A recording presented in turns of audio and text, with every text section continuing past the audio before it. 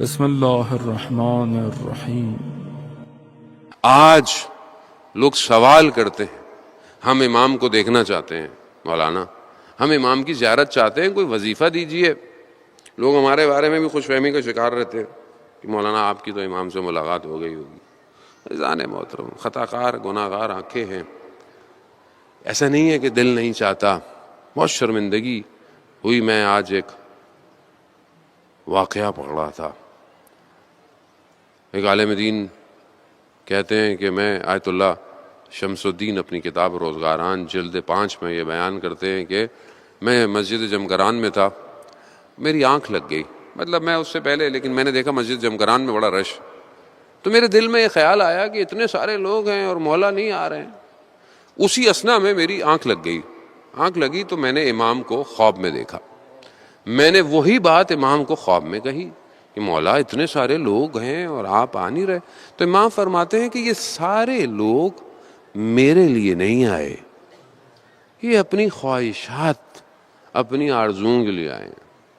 ہاں مگر وہ ایک شخص جو کونے میں بیٹھا ہے نا، بوڑھا سا، وہ میرے لیے آیا ہے۔ ہاں میری آنکھ کھلی تو میں نے کہا پتہ نہیں میرا خواب سچا ہے کہ نہیں ہے۔ تو میں نے اس کونے کو، جس میں امام نے اشارہ کیا، دیکھا تو میں نے دیکھا کہ ہاں ایک بوڑھا شخص اس کونے میں عبادت کر رہا ہے، گریے کرتا ہے، رو رہا ہے، نماز پڑھتا ہے، تضرع کر رہا ہے۔ اب میں اس کی نماز ختم ہونے کا انتظار کرتا رہا، پھر میری آنکھ لگ گئی، رات کا پہر تھا۔ پھر جب میری آنکھ کھلی میں نے دیکھا بوڑھا شخص جا چکا ہے۔ میں نے کہا ہائے قسمت کہ میں اس شخص کو تو ملتا کہ جو امام کا حقیقی انتظار کر رہا ہے۔ کہا اسی طرح میں بہرحال جو ہے وہ ایک کہیں سے گزر رہا تھا تو مجھے ایک دکان سے عطر کی خوشبو آئی، تو میں نے دیکھا دکان بند ہے کہ میں دیکھوں کہ یہ کس کی دکان ہے۔ تو اللہ اکبر، وہ جو چیز جس نے مجھے بھی ہلایا، شاید کہ اچھا کرے کہ میں بہتر ہل جاؤں، وہ کہتے ہیں کہ رات کو سونے سے پہلے اپنے ذہنوں اور خیالوں میں میں امام زمانہ کو لے کے سوتا ہوں۔ مجھے بڑی شرمندگی ہوئی اپنے اوپر کہ میں سوتے ہوئے امام کو اپنے ذہن میں لے کے نہیں سوتا۔ کہتے ہیں کہ میں سوتا ہوں کہ شاید جب میں اٹھوں تو مجھے امام کی خوشبو آئے۔ تو وہ کہتے ہیں، وہ کسی نے کہا کہ کوئی شخص آیا تھا، کہا کون تھا؟ کہا بوڑھا تھا شخص آیا تھا۔ کہتا خوشبو تو ویسی تھی؟ کہتا ہاں۔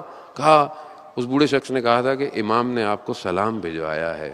کہا میں نے اپنی قسمت پر گریہ کیا کہ میں اس شخص کو بھی نہیں دیکھ پایا کہ جو اس نے امام کا سلام مجھے بھجوایا ہے۔ عزیزان محترم، خب یہ کیسے ہوگا؟ کب ہم اپنے آپ کو اس قابل کریں گے کہ ہم اپنے امام کو جو ہے وہ دیکھ سکیں؟ اللہ صلوات بھیجتے محمد والے محمد، اللہم صلی علی محمد۔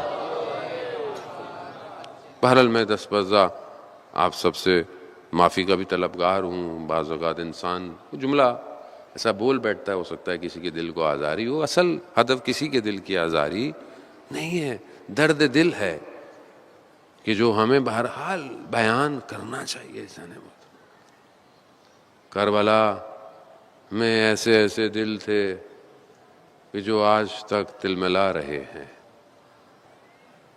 جب مدینہ میں امام حسن مجتبیٰ کو زہر دیا گیا اور جگر کے ٹکڑے تشت پر آ رہے تھے، اس حالت میں بھی امام نے اپنے چھوٹے سے بچے کو بلایا